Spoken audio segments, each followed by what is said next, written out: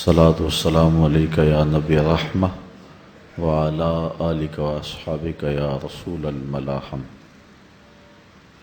تمام حمد و ثنا، تعریف و توصیف اللہ جل مجدہ الکریم کی ذات بابرکات کے لیے، جو خالق کائنات بھی ہے اور مالک شاشہات بھی۔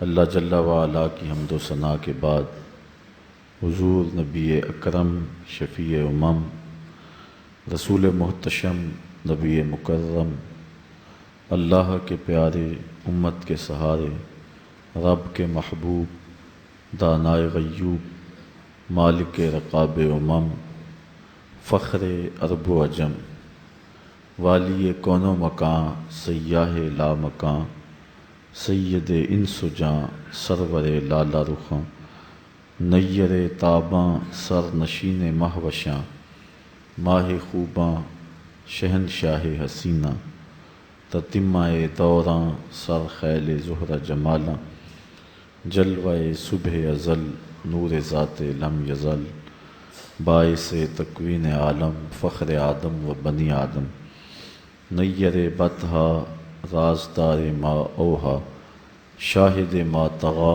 صاحب علم نشرہ، معصوم آمنہ، احمد مجتبیٰ، حضرت محمد مصطفیٰ صلی اللہ علیہ وسلم کے حضور ناز میں اپنی عقیدتوں، ارادتوں، محبتوں اور نیازمندیوں کا خراج پیش کرنے کے بعد، عالی مرتبت ذی وقار علماء کرام، حضرات سامعین، خواتین و حضرات، السلام علیکم ورحمۃ اللہ وبرکاتہ۔ حضور علیہ السلام کی مدح و ستائش، تعریف و توصیف، یہ محض ذوق کی آبیاری اور قلب کی تسکین کے لیے ہی نہیں کی جاتی، بلکہ یہ ایک فریضہ ہے جس کو ہم ادا کرتے ہیں۔ اللہ تعالیٰ نے قرآن مجید میں اپنے محبوب کے اوصاف بیان فرمائے، حضور کے حسن کے قصیدے اور حضور علیہ السلام کی شان و عظمت کے بیان ارشاد کیے۔ ابن تیمیہ نے الصارم المسلول میں لکھا ہے کہ حضور علیہ السلام کی مدح و ستائش کا قیام اور تعظیم و توقیر کو بجا لانا یہ دین کا قیام ہے، اور اگر کسی سے یہ فریضہ ساقط ہو گیا تو گویا اس نے دین کو گرا دیا۔ حضور نبی رحمت صلی اللہ علیہ وآلہ وسلم کے زمانہ انور میں حضور کی مدح و ستائش حضور کے سامنے کی گئی ہے، اور آقا کریم نے اس پر دعائیں دی ہیں۔ حضرت نابغہ جادی رضی اللہ تعالی عنہ حضور کے سامنے کھڑے ہوئے اور حضور کی شان میں ایک قصیدہ کہا، ایک شعر پڑھا، دوسرا شعر پڑھا، 10 پڑھے، 20 پڑھے، یہاں تک کہ حضور کے سامنے انہوں نے 200 اشعار پڑھ دیے۔ 200 اشعار حضور کی شان میں انہوں نے پیش کیے۔ تو جب حضور علیہ السلام کی شان میں اتنے اشعار پڑھے تو آقا کریم نے ان کو دعا دی، لا یفدد اللہ فاکا، اللہ تیرے منہ کی مہر نہ توڑے۔ حضرت قز بن اسامہ رضی اللہ تعالی عنہ فرماتے ہیں کہ میں نے حضرت نابغہ جادی کو بڑھاپے کی عمر میں دیکھا ہے، لیکن میں نے دیکھا ہے کہ ان کے دانت اولوں کی طرح چمکتے تھے، چونکہ حضور نے ان کو دعا دی تھی کہ تمہارے منہ کی اللہ مہر نہ توڑے، تو ان کے دانت آخری عمر میں بھی اولوں کی طرح چمکتے دکھائی دیتے تھے۔ حضرت کعب بن زہیر رضی اللہ تعالیٰ عنہ نے معروف قصیدہ بانت سعاد حضور کے لیے لکھا، اور آقا کریم نے اس کے صلے میں اپنی چادر عطا فرمائے۔ ہے تو ویسے ان اشخاص میں سے تھے کہ جن کے قتل کا حضور نے حکم دیا۔ آپ جانتے ہیں کہ فتح مکہ کے دن آقا کریم نے عام معافی کا اعلان کر دیا، جو صحن حرم میں آ جائے اسے معاف کر دو، جو ابو سفیان کے گھر چلا جائے اسے بھی امن دے دو، جو ہتھیار ڈال دے، امن مانگے، دروازے بند کر لے، سب کو امن دے دو۔ لیکن کچھ اشخاص تھے، ان کا نام لے کر فرمایا یہ اگر کعبے کے اندر بھی آئیں ان کو پھر بھی قتل کر دو، اگر یہ دیوار کعبہ سے لپٹ بھی جائے تو ان کو پھر بھی نہیں چھوڑنا۔ ان میں سے ایک کعب بن زہیر تھا۔ حضور نے خاص طور پہ فرمایا من لقی منکم کعب بن زہیر فلیقتلہ، تم میں سے اگر کوئی کعب بن زہیر کو ملے تو پھر فوراً اسے قتل کر دے۔ چونکہ یہ زمانہ نبوت کے ابتدائی ایام میں جب حضور علیہ الصلاۃ والسلام کی شانوں میں قصائد کہے جاتے اور عظمتوں کا بیان ہوتا، اور جنگوں کے مواقع پہ جب لشکر آمنے سامنے ہوتے تو یہ ہجوی اشعار پڑھا کرتا تھا۔ تو آقا کریم علیہ السلام نے فرمایا کہ اس کو قتل کر دو۔ یہ بھاگ گیا، اس کے بھائی نے اس کو پیغام بھیجا تو کتنی دیر تک حضور علیہ السلام کے غلاموں کی نگاہوں سے چھپتا پھرے گا؟ پورے جزیرہ عرب میں تجھے پناہ نہیں ملے گی اور وہ تجھے قتل کر دیں گے، لیکن میں تجھے کہتا ہوں کسی طرح سے خود حضور کی خدمت میں پہنچ اور اپنے گناہ کی معافی مانگ لے تو مجھے امید ہے حضور معاف کر دیں گے۔ رات کا اندھیرا تھا، صبح کا وقت ظاہر ہو رہا تھا، حضور تشریف فرما تھے، یہ آ کے پاس بیٹھ گیا، چہرے پہ چادر اوڑی ہوئی، منہ چھپائے ہوئے، اور عرض کرتا ہے حضور اگر کعب بن زہیر کو ڈھونڈ لائیں تو آپ اس کو معاف کر دو گے؟ حضور نے فرمایا کعب تو آج گیا ہے، جا میں نے معاف کر دیا۔ تو کعب جو اب حضرت کعب بن چکے ہیں، کہا عرض کی حضور جس زبان سے آپ کی حجب کہا کرتا تھا کفارہ ادا کرنا چاہتا ہوں، اسی زبان سے آپ کا قصیدہ کہنا چاہتا ہوں۔ حضور نے فرمایا ٹھہر جو، ذرا ممبر بچ جانے دو۔ ممبر بچ گیا، مجمع لگ گیا، حضرت کعب ممبر پہ جلوہ فراز ہوئے اور انہوں نے اپنا وہ مشہور قصیدہ بانت سعاد پڑھا، جس میں انہوں نے کہا اتیت عند رسول اللہ معتذرا والعذر عند رسول اللہ مقبول۔ لوگوں میں اللہ کے رسول کی خدمت میں معافی مانگنے آیا تھا، مجھے یہاں آ کر پتہ چلا ہے نبی تو ہے ہی بڑا بندہ نواز۔ ان الرسول لنور یستضاء بہ مہند سیف من سیوف الہند مسلول۔ بغیر کسی شک کے، بغیر کسی شبے کے اللہ کے رسول صلی اللہ علیہ وسلم نور ہیں، اور ایسا نور جس سے پورا زمانہ چمک رہا ہے، ہندوستان کے لوہے کی تنی ہوئی تلوار ہیں۔ تو حضور علیہ السلام نے فرمایا کعب مجھے ہندوستان کے لوہے کی تلوار نہ کہو، مجھے اللہ کی تلوار کہو۔ تو یہ حضور علیہ السلام نے خود اصلاح دی۔ تو جب یہ قصیدہ پڑھ چکے تو آقا کریم نے اپنی چادر اتاری اور حضرت کعب کو عطا فرمائی، ان کو بھی چادر عطا فرمائی۔ حضرت حسان بن ثابت رضی اللہ تعالی عنہ کو حضور نے دعا دی، جب وہ حضور کی شان لکھتے تو آقا کریم نے کہا اللہم ایدہ بروح القدس، اے اللہ جبریل امین سے ان کی مدد فرما۔ اسی طرح 34 لوگ تھے جو باقاعدہ حضور علیہ السلام کی حضور کے زمانے میں نعت خوانی کیا کرتے تھے اور حضور کے قصائد بیان کیا کرتے تھے۔ ویسے تو بہت سارے لوگ تھے، صحابی کی لبوں پر تذکرہ ہی حضور کا ہوا کرتا تھا، لیکن یہ خاص طور پہ حضور علیہ السلام کی مدح کیا کرتے تھے، اور حضور علیہ السلام کی مدح و ستائش کا سلسلہ حضور کے بعد بھی جاری ہے اور قیامت تک جاری رہے گا۔ بلکہ قیامت جب قائم ہوگی اور کائنات میں کسی کا ذکر باقی نہیں رہے گا، لیکن اللہ تعالیٰ جل شانہ اپنے محبوب پہ اس وقت بھی درود بھیج رہا ہوگا۔ اس لیے حضور کے ذکر کو علماء نے کہا کسی دور میں بھی فنا نہیں ہے۔ جب زبانیں جو ہے وہ بند ہو جائیں گی، جب اجسام موت کی آغوش میں چلے جائیں گے اور کائنات میں کوئی شخص نہیں ہوگا، تو اس وقت بھی حضور کے ذکر کا نغمہ موجود رہے گا، اور آقا کریم علیہ السلام کا تذکرہ نور اس وقت بھی جاری رہے گا۔ کائنات میں حضور علیہ السلام کے ذکر کی یہ خوشبو کراں تا بکراں پھیلی ہوئی ہے، اور کائنات میں کوئی گوشہ ایسا نہیں ہے جہاں حضور کا ذکر اور حضور علیہ السلام کا نام نہ لیا جا رہا ہو۔ گو کوئی شخص بھی حضور علیہ السلام کی عظمتوں کو بیان کرنے کا حق ادا نہیں کر سکتا۔ یہ جس نے بھی حضور کی مدح میں لب کھولے ہیں اس نے یہی کہا ہے کہ میں حق ادا نہیں کر سکا، لیکن سعادت مندی تو پا رہا ہوں۔ حضرت حسان بن ثابت رضی اللہ تعالی عنہ فرماتے ہیں، ما ان مدحت محمدا بمقالتی لیکن مدحت مقالتی بمحمدی۔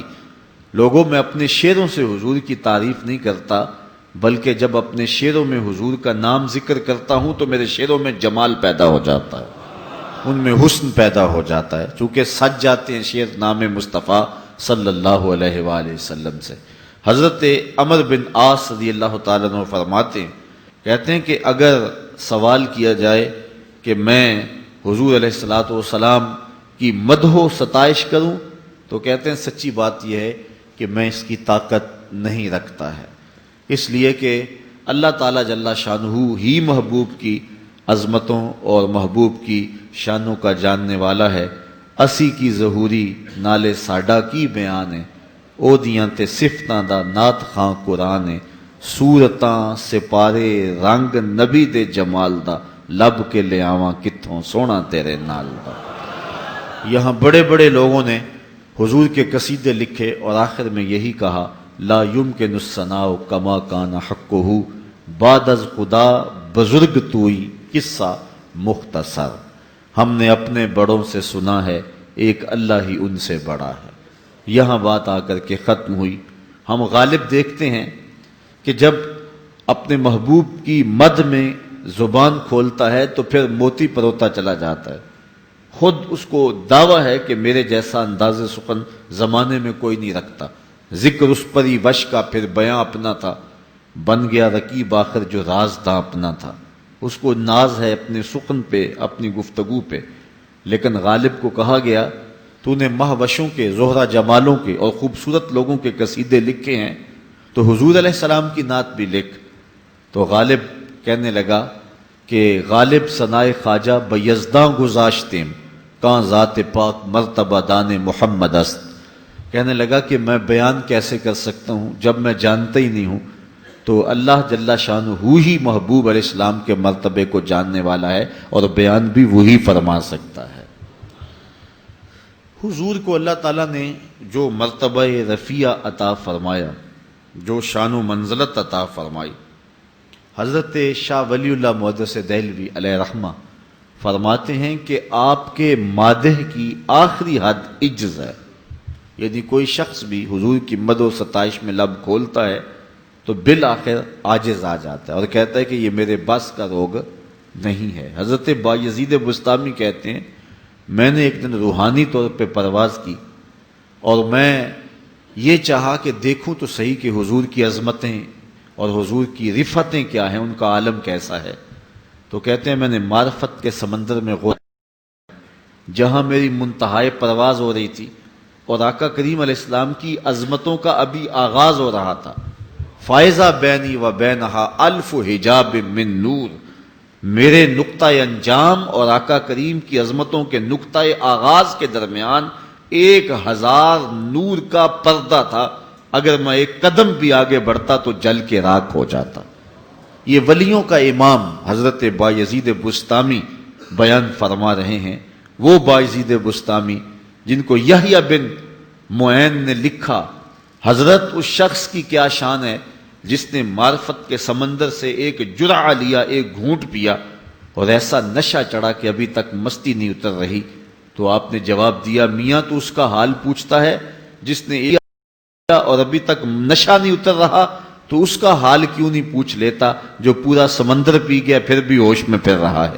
یہ حضرت بایزید بسطامی علیہ رحمہ کی ذات ہے، اور وہ فرماتے ہیں جہاں میری منتہائے پرواز تھی اور آقا کریم علیہ السلام کا بھی آغاز تھا، اس کے اور اس کے درمیان 1000 نور کا پردہ آ گیا، جس نبی کے نقطۂ آغاز تک نہیں پہنچ سکتا، اس نبی کی رفتوں کا اندازہ اور اس نبی کی عظمتوں کو ناپ تولنا یہ کس کے بس کا روگ ہو سکتا ہے؟ حضرت ابو الحسن رفاعی ایک بزرگ ہوئے ہیں، وہ کہتے ہیں میں نے ایک دن روحانی طور پہ پرواز کی، حتیٰ سعدت فی الفوقانیات، یہاں تک کہ بہت اونچا چلا گیا۔ جب بہت اونچا چلا گیا تو ایک عرش آیا، دوسرا آیا، تیسرا آیا، 7 لاکھ عرش عبور کر گیا۔ آواز آئی ابو الحسن رفاعی کدھر آ رہے ہو؟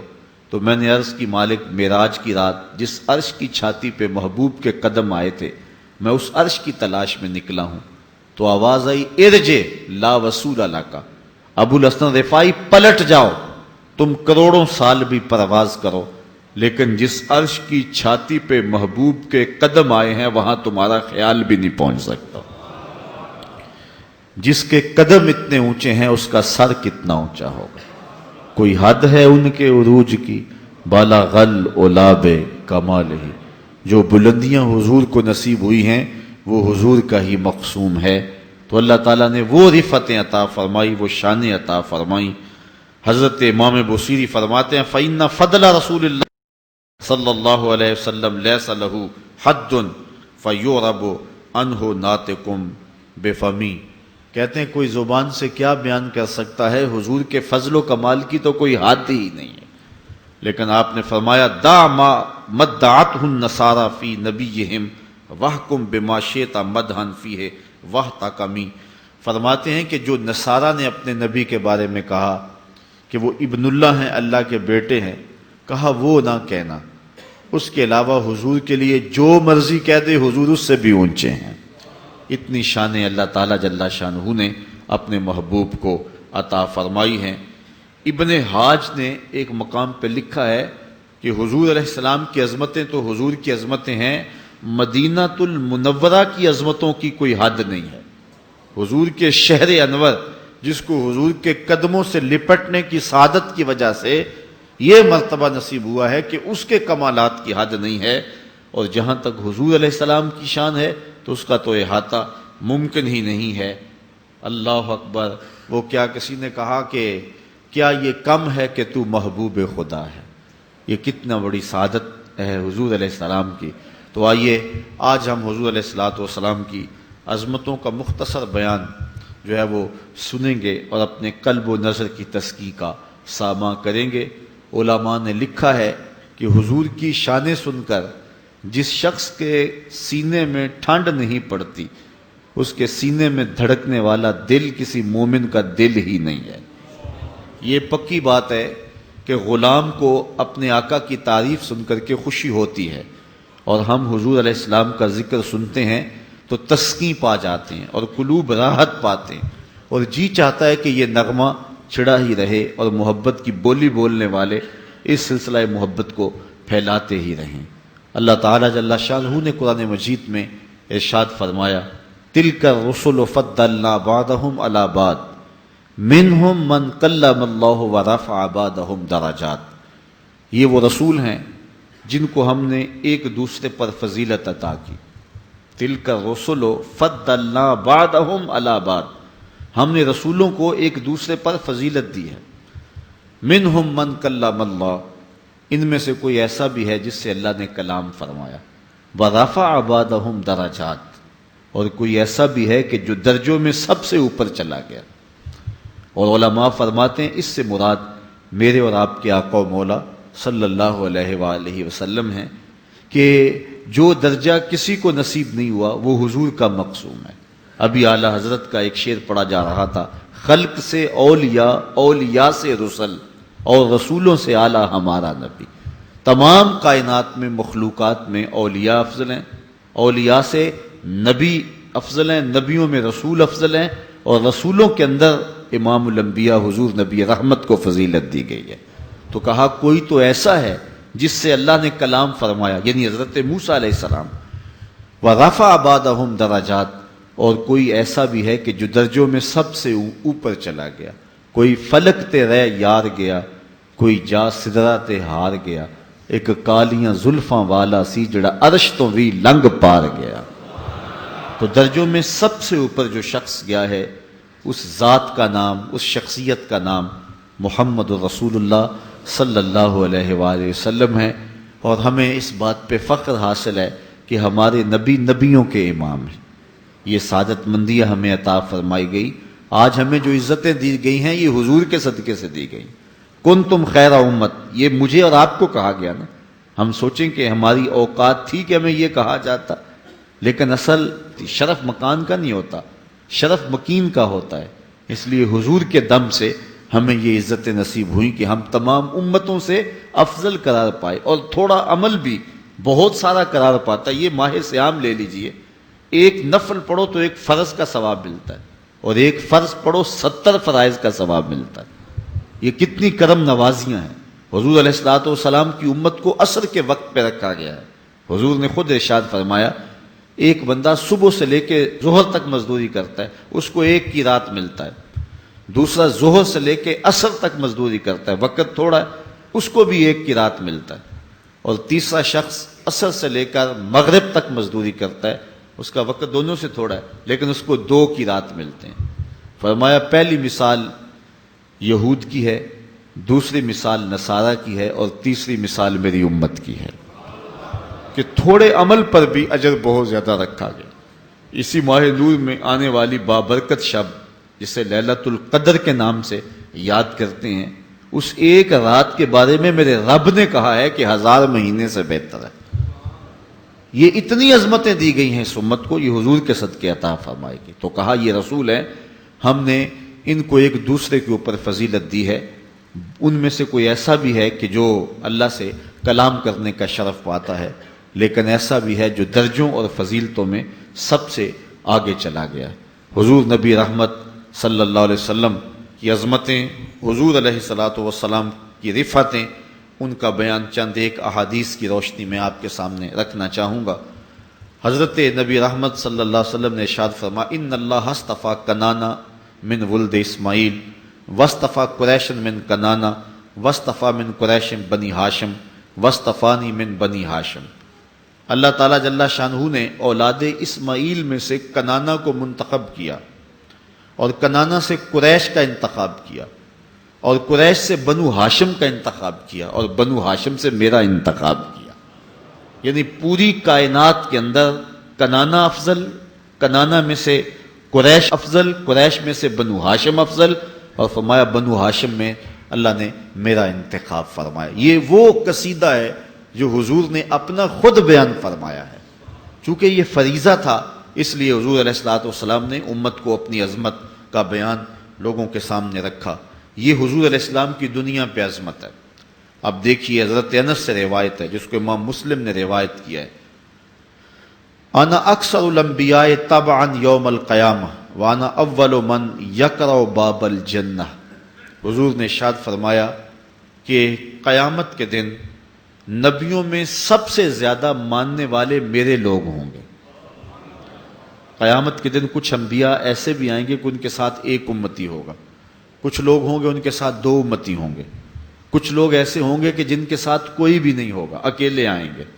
لیکن فرمایا کہ میں کثرت امت کی وجہ سے کل قیامت کے دن نبیوں میں فخر کروں گا۔ سب سے زیادہ امت جو ہے وہ فرمایا کہ میری ہوگی۔ آج بھی آپ دیکھ لیں دنیا کے اوپر اس وقت 5.25 ارب انسان بستے ہیں، 5.25 ارب انسانوں میں سے 1 ارب 40 کروڑ حضور کے غلام ہیں۔ دنیا کا ہر چوتھا شخص مسلمان ہے۔ یہ اللہ تعالیٰ نے حضور کے غلاموں کی تعداد رکھی ہے، اور صدیوں سے جو ہے یہ سلسلے جاری ہیں، اور ایک وقت آئے گا کہ پوری کائنات کے اوپر ایک بھی کافر نہیں ہوگا۔ ہر گھر کی چھت پہ جھنڈا میرے محمد عربی کا ہی ہوگا۔ یہ وقت انشاءاللہ اللہ تعالیٰ نے ہمیں عطا فرمانا ہے جب اسلام کی نشت ثانیہ ہوگی، حضرت امام مہدی آئیں گے، حضرت عیسیٰ علیہ السلام جلوہ فراز ہوں گے۔ ایک وقت ایسا آنا ہے، اور وہ مسلسل 40 سال تک وہ وقت رہے گا کہ پوری کائنات کے اوپر کسی چھت پہ حضور کے جھنڈے کے علاوہ کسی اور کا جھنڈا ہوگا ہی نہیں، صرف حضور علیہ السلام کے ماننے والے پوری کائنات اور پوری دنیا میں ہوں گے۔ یہ لمحے اللہ نے عطا فرمانے ہیں۔ تو حضور فرماتے ہیں کہ اللہ نے سب سے زیادہ ماننے والے مجھے عطا کیے۔ حضرت نوح علیہ السلام نے 950 سال تبلیغ فرمائی ہے، یہ ان کی عمر تبلیغ ہے 950 سال. ویسے تو 1300 سال زندگی پائی ہے انہوں نے. 950 سال تبلیغ کی. نتیجتاً کتنے لوگ اسلام لائے؟ سینکڑوں میں نہیں، درجنوں میں. درجنوں میں لوگ اسلام لائے ہیں. 100 کا عدد بھی پورا نہیں ہوا ہے. شک نہیں ہے ان کی تبلیغ کرنے میں.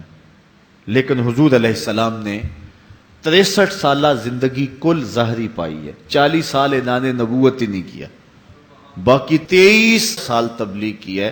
حجۃ الوداع کے موقع پہ جو لوگ حضور کے سامنے تھے ان کی تعداد 1,44,000 تھی. جو آئے نہیں تھے حج پہ گھروں میں موجود تھے اور جو یہاں آئے تھے، ان سب کو ملا کر کے اگر تاریخ سے پوچھے تو جواب ملتا ہے جب حضور کا وصال ہوا تھا تو اس وقت حضور کے غلاموں کی تعداد 6.5 لاکھ تھی. صرف 23 سالوں کے مختصر دورانیے میں لوگوں کے گلے سے کفر کی زنجیریں توڑ کر اسلام کے دامن میں داخل کیا. یہ حضور علیہ السلام کی شان ہے. اتنے تھوڑے اور قلیل عرصے کے اندر حفیظ جلندری مورخ اسلام تڑپ اٹھا. وہ کڑکا تھا ایک بجلی کا، یا کہ صوت ہادی، عرب کی زمیں جس نے ساری ہلا دی. ایک عرب نے آدمی کا بول بالا کر دیا، خاک کے ذروں کو ہم دوش سریا کر دیا. تو پھر بعد میں حضور کے غلاموں نے جس انداز سے پیغام حق کو پھیلایا، صحابہ نے، تابعین نے، تبع تابعین نے، ائمہ دین نے، مجتہدین نے، اولیاء نے. یہ دیکھ لیں بر صغیر پاک و ہند میں ایک عطائے رسول حضرت خواجہ معین الدین چشتی اجمیری نے 90 لاکھ کافروں کو کلمہ توحید پڑھایا.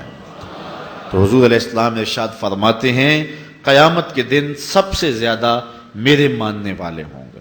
بلکہ ارشاد فرمایا کل 120 صفحے ہوں گی. کتنی صفحے ہوں گی؟ 120. ان میں سے 40 صفحے حضرت آدم علیہ السلام سے لے کر حضرت عیسیٰ تک تمام نبیوں کی امتوں کی ہوں گی، اور 80 صفحے صرف میری امت کی ہوں گی. یہ حضور علیہ السلام کے ماننے والوں کی تعداد ہے جو اللہ تعالیٰ نے عطا فرمائی. وَأَنَا أَوَّلُ مَنْ يَقْرَعُ بَابَ الْجَنَّةِ، اور فرمایا کہ میں پہلا شخص ہوں جو جنت کا دروازہ کھٹکھٹاؤں گا. سب سے پہلے جنت کے دروازے پہ دستک میرا ہاتھ ہی دے گا اور سب سے پہلے در جنت میں ہی کھولوں گا. حضرت جابر رضی اللہ تعالی عنہ روایت کرتے ہیں قال قال رسول اللہ صلی اللہ علیہ وسلم اوتیت خمسا لم یؤتہن احد قبلی. حضور نے فرمایا مجھے 5 چیزیں دی گئی ہیں جو میرے علاوہ کسی کو نہیں دی گئیں. میرے سے قبل میرے علاوہ کسی کو نہیں دی گئی. وہ 5 چیزیں مجھے عطا کی گئیں. وہ کون سی ہیں؟ نصرت بالرعب مسیرۃ شہر، مجھے اللہ تعالیٰ نے رعب کی شان عطا کی ہے. میں 1 مہینے کی مسافت ہوتا ہوں کہ دشمن کے دل میں میرا رعب پیدا ہو جاتا ہے.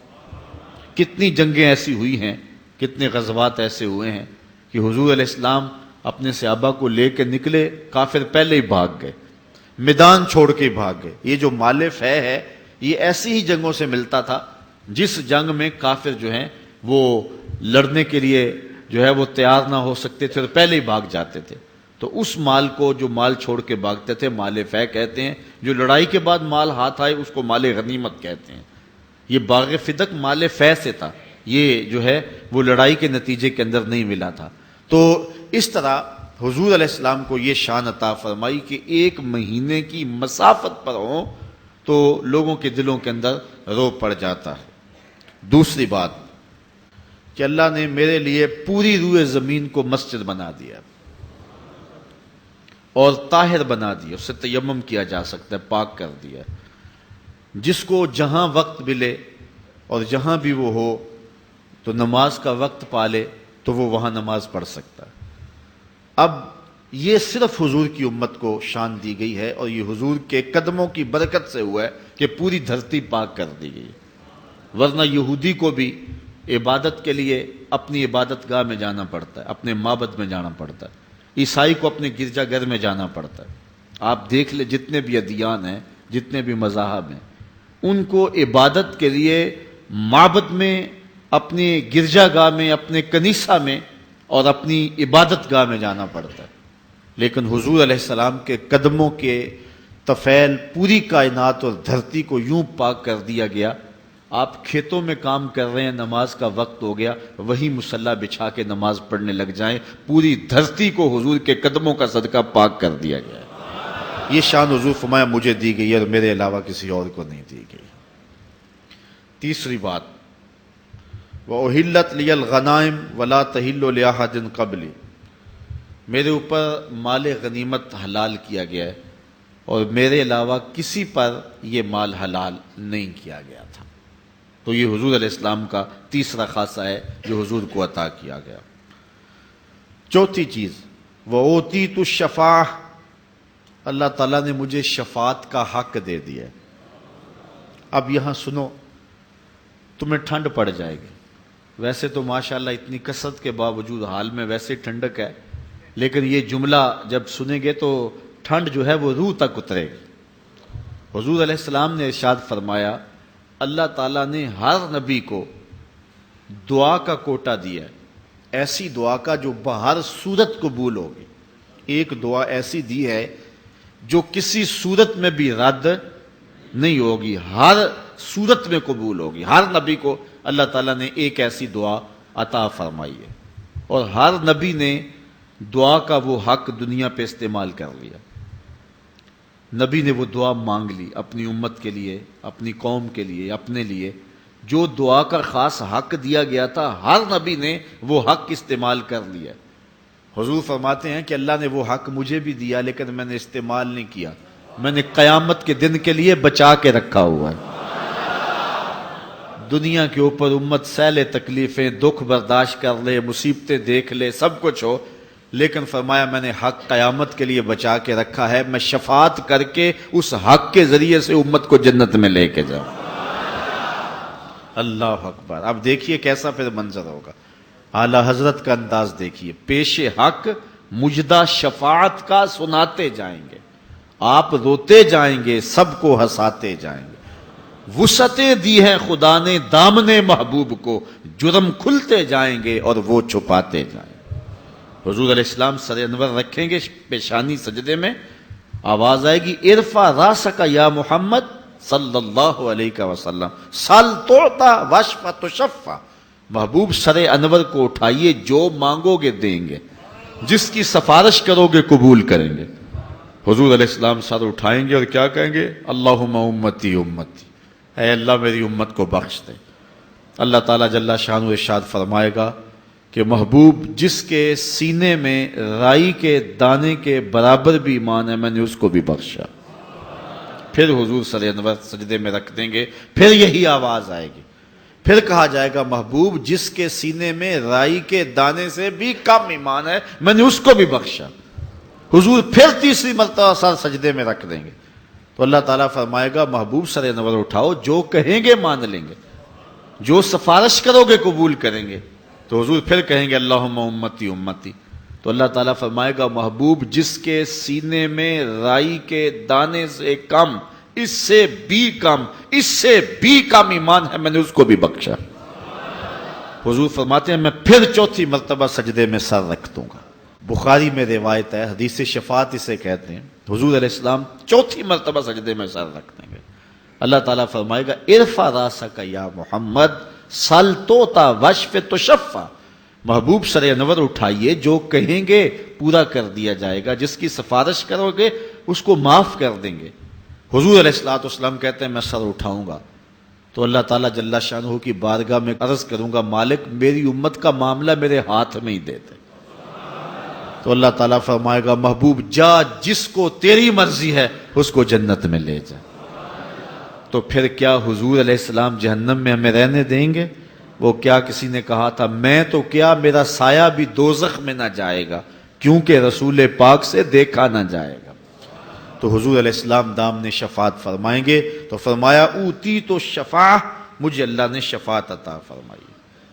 اور پانچویں خوبی جو حضور فرمایا مجھے دی گئی میرے علاوہ کسی کو نہیں دی گئی، وہ یہ وَقَانَ النَّبِيُّ يُبْعَثُ إِلَىٰ قَوْمِهِ خَاصَّةً وَبُعِثْتُ إِلَى النَّاسِ عَامَّةً، کہ ہر نبی کو اپنی قوم کی طرف خاص طور پہ مبعوث کیا گیا اور مجھے پوری کائنات کے لیے عام طور پہ مبعوث کیا گیا. پوری کائنات کے لیے عام طور پہ جو ہے وہ مجھے مبعوث کر دیا گیا، یعنی میں تمام مخلوقات کے لیے رسول بنا کر مبعوث کیا گیا ہوں۔ کائنات کی کوئی ایسی قوم، کوئی ایسا خطہ، کوئی دھرتی، کوئی قطع زمین، کوئی جزیرہ، کوئی بر اعظم، کائنات کی کوئی مخلوق ایسی نہیں ہے جس کی حضور رسول نہ بنا کر کے بھیجے گئے۔ تو یہ وہ شان ہے جو اللہ تعالیٰ نے میرے نبی کو عطا فرمائی، اور حضور کے علاوہ یہ کسی اور کو نصیب نہیں ہوئی۔ چوتھی روایت حضرت ابو سعید رضی اللہ تعالی عنہ سے ہے۔ قال قال رسول اللہ صلی اللہ علیہ وسلم، کہتے ہیں اللہ کے رسول صلی اللہ علیہ وسلم نے ارشاد فرمایا، انا سید ولد آدم یوم القیامہ ولا فخر، میں تمام اولاد آدم کا سردار ہوں، قیامت کے دن تمام اولاد آدم کی سرداری میرے پاس ہوگی، ولا فخر، اور میں اس کے اوپر فخر نہیں کرتا، وبیدی لواء الحمد ولا فخر، اور حمد کا جھنڈا قیامت کے دن میرے ہاتھ میں ہوگا، ولا فخر، اور میں اس پہ فخر نہیں کرتا، وما من نبی یومئذ آدم ومن سواہ الا تحت لوائی وانا اول من تنشق عنہ الارض ولا فخر، اور فرمایا حضرت آدم علیہ السلام سے لے کر کے حضرت عیسیٰ تک جتنے بھی نبی ہیں سارے کے سارے میرے جھنڈے کے سائے تلے ہوں گے، اور سب سے پہلے زمین میرے لیے کشادہ ہوگی اور میں قبر انور سے باہر آؤں گا، اور اس پر میں فخر نہیں کرتا۔ ملا علی قاری نے کہیں بڑی خوبصورت بات لکھی، فرماتے ہیں نبی جھنڈے کے سائے تلے ہوں بات فخر والی ہے، کرتے کیوں نہیں؟ شہنشاہ حسینہ ماہ خوباں جس کے چراغ حسن سے پورا مصر روشن ہوا، وہ جھنڈے کے سائے تلے کھڑا ہو۔ حضرت یوسف علیہ السلام بات فخر والی ہے کہ نہیں ہے؟ کہا ولا فخر، میں فخر نہیں کرتا۔ پاؤں کی ٹھوکر سے مردے کو زندگی دینے والے حضرت عیسیٰ جھنڈے کے سائے تلے کھڑے ہوں، بات فخر والی ہے کہ نہیں ہے؟ سرے طور خدا سے ہم کلام ہونے والا اللہ کا کلیم جھنڈے کے سائے تلے کھڑا ہو۔ مسجود الملائک انسانیت کا نقطہ آغاز ابو البشر حضرت آدم جھنڈے کے سائے تلے کھڑے ہوں، بات فخر والی ہے کہ نہیں ہے؟ نمرود کی آتش میں بھی ہنس ہنس کے باتیں کرنے والا اللہ کا جلیل القدر نبی اور پیغمبر حضرت ابراہیم خلیل اللہ جھنڈے کے سائے تلے کھڑے ہوں، بات فخر والی ہے کہ نہیں ہے؟ لیکن فرمایا ولا فخر، میں فخر نہیں کرتا۔ ملا علی قاری کہتے ہیں بات تو فخر والی ہے، کرتے کیوں نہیں؟ تو پھر بڑا خوبصورت جواب دیا، کہا کلام کا نتیجہ یہ ہے کہ میں فخر نہیں کرتا، یہ میں فخر کیوں کروں کہ میرے جھنڈے کے سائے تلے ہیں؟ یہ تو انہیں فخر کرنا چاہیے کہ میرے جھنڈے کا سایہ مل گیا ہے۔ یہ نبیوں کے لیے فخر ہے کہ میرے جھنڈے کا سایہ انہیں نصیب ہو گیا۔ فخر کا دل میں دریچہ باز کرنا چاہیے، جن کا تو آقا ہے ان کو ناز کرنا چاہیے۔ اللہ اکبر۔ آج دنیا چاند پہ جا کے فخر کرتی ہے، اور میرا نبی چاند کو قدموں میں بلا کر بھی فخر نہیں کرتا، اس لیے کہ یہ حضور کے لیے فخر کی بات نہیں ہے، یہ تو چاند کے لیے فخر کی بات ہے کہ حضور نے قدموں میں بلا لیا ہے۔ اس لیے فرمایا سارے نبی میرے جھنڈے کے سائے تلے ہوں گے۔ یہ شان ہے ہمارے آقا کی، یہ رفعت ہے ہمارے آقا و مولا کی، یہ حضور کی عظمت و رفعت ہے۔ اسی لیے اعلی حضرت فرماتے ہیں سب سے اعلیٰ و اولا ہمارا نبی، سب سے بالا و والا ہمارا نبی، خلق سے اولیاء، اولیاء سے رسل اور رسولوں سے اعلیٰ ہمارا نبی۔ سب سے اونچی شان اگر کسی کو عطا کی گئی ہے تو وہ میرے اور آپ کے آقا و مولا کو عطا کی گئی۔ حضرت عمر بن قیس رضی اللہ تعالیٰ عنہ روایت کرتے ہیں، وہ حضرت عبداللہ بن عباس رضی اللہ تعالیٰ عنہ سے روایت کرتے ہیں، جلس ناس من اصحاب رسول اللہ صلی اللہ علیہ وسلم، کہتے ہیں کہ حضور کے صحابہ آپس میں بیٹھے ہوئے تھے۔ یہ جو آج ہم کر رہے ہیں، حضور کی عظمت کو بیان کر رہے ہیں، یہ جو وظیفہ آج ہم ادا کر رہے ہیں یہ صحابہ بھی کیا کرتے تھے۔ تو صحابہ بیٹھے ہوئے تھے اور کہتے کیا ہیں کہ فخرج حتی اذا دنا منہم، یہاں تک کہ حضور تشریف لائے اور حضور صحابہ کے قریب ہو گئے۔ سامعہم یتذاکرون، تو حضور علیہ الصلوۃ والسلام نے ان کے کلام کو، ان کی گفتگو کو، ان کے مذاکرے کو سنا۔ قال بعضهم ان اللہ اتخذ ابراہیم خلیلا، ایک نے کہا حضرت ابراہیم کی بڑی شان ہے، وہ اللہ کے خلیل ہیں، بہت بڑی سعادت مندی ہے، اللہ نے خلت کا تاج انہیں دیا ہے، ان کو اللہ نے اپنا خلیل بنایا، بڑی شان ہے، بڑی عظمت ہے۔ اللہ کے لیے، اس کے دین کے لیے جو قربانیاں انہوں نے دیں، بیٹے کی گردن پہ چھری رکھنا تماشا تو نہیں ہے، بیوی بچوں کو وادی غیر ذی زرع میں چھوڑانا کوئی مذاق تو نہیں ہے، پھر جلتی ہوئی آگ کے شعلوں میں اس کی رضا کے لیے پھلانگ جانا یہ کوئی جو ہے وہ دل گردے کی بات ہے، ایسے تو نہیں ہوتا ہے۔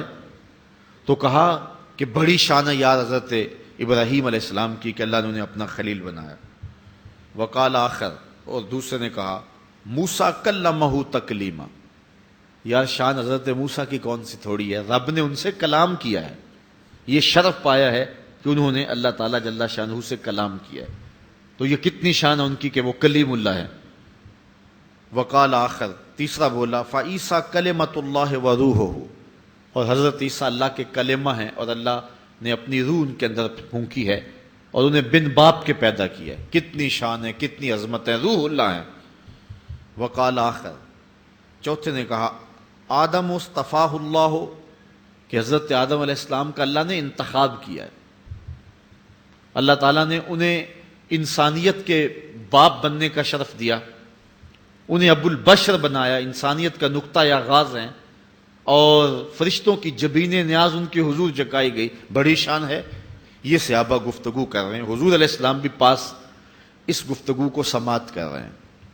جب صحابہ نے گفتگو کر لی فخرج علیہم رسول اللہ صلی اللہ علیہ وسلم، تو حضور تشریف لے آئے، حضور علیہ السلام کے بالکل قریب آ گئے، وقالا، اور ارشاد فرمایا قد سمعت کلامکم وعجبکم، میں نے تمہاری گفتگو بھی سنی اور گفتگو پر تعجبی انداز بھی سنا۔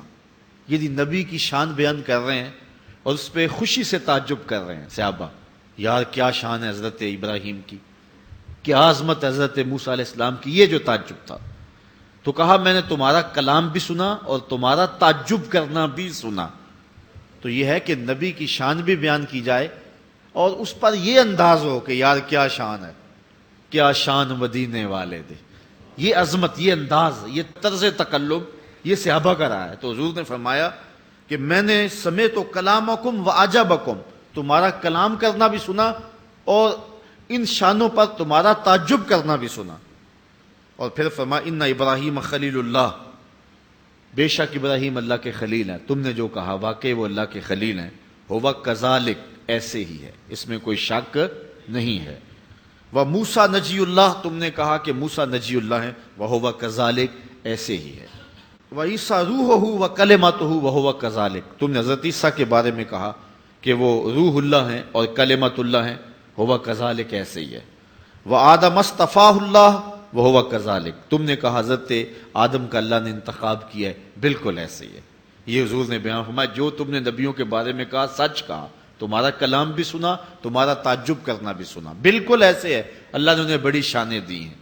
لیکن پھر حضور نے فرمایا الا وانا حبیب اللہ، اور صحابہ سن لو میں اللہ کا حبیب ہوں، ولا فخرہ، اور میں اس پہ فخر نہیں کرتا، وَأَنَا حَامِلُ لِوَاءِ الْحَمْدِ يَوْمَ الْقِيَامَةِ، میں قیامت کے دن حمد کا جھنڈا اٹھانے والا ہوں گا۔ اور آگے فرمایا تحتہ آدم فمن دونہ، آدم علیہ السلام ان کے علاوہ جتنے بھی نبی ہیں جن کا تم ذکر کر رہے تھے یہ سارے کے سارے میرے جھنڈے کے سائے تلے ہوں گے، ولا فخر، اور میں اس پہ فخر نہیں کرتا، وانا اول شافعین و اول مشفعین یوم القیامہ، قیامت کے دن سب سے پہلے شفاعت بھی میں کروں گا اور قیامت کے دن سب سے پہلے سفارش قبول بھی میری ہوگی، ولا فخر، اور میں اس پہ فخر نہیں کرتا، وَأَنَا أَوَّلُ مَنْ يُحَرِّكُ حِلَقَ الْجَنَّةِ فَيَفْتَحُ اللَّهُ لِي، سب سے پہلے جنت کی کنڈی میں جنبش دوں گا، اس کو میں ہلاؤں گا، اللہ اس کو میرے لیے کھولے گا، فَيُدْخِلْنِهَا، تو اللہ تعالیٰ مجھے اس میں داخل فرمائے گا، وَمَعِي فُقَرَاءُ الْمُؤْمِنِينَ، اور میرے ساتھ فقیر درویش اور جو ہے وہ غریب مومن ہوں گے، ولا فخر، اور میں اس پہ فخر نہیں کرتا، وَأَنَا أَكْرَمُ الْأَوَّلِينَ وَالْآخَرِينَ عَلَى اللَّهِ، اور میں اللہ کے ہاں جو پچھلے گزر گئے ہیں ان میں سے بھی افضل ہوں اور جو آنے والے ہیں میں ان میں سے بھی افضل ہوں، ولا فخر، اور لیکن اس پر میں فخر نہیں کرتا۔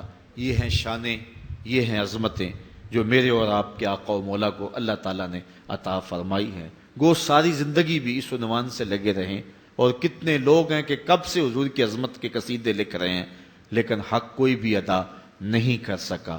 اللہ نے زندگی دی تو کل 14 اگست ہے.